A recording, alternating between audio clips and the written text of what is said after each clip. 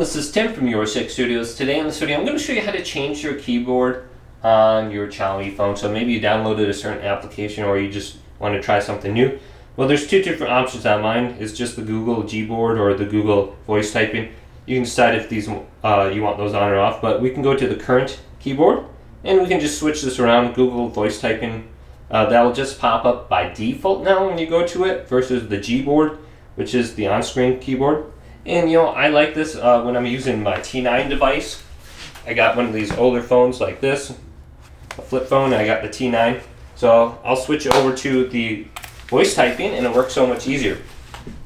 Now to do this, we can just swipe down from the top right, go to settings, scroll all the way to the bottom to additional settings.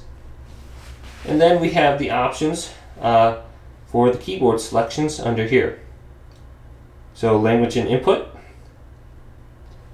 current keyboard, select it there. Hopefully this video did indeed help you out. If it did, leave it a big thumbs up and subscribe to my channel down below.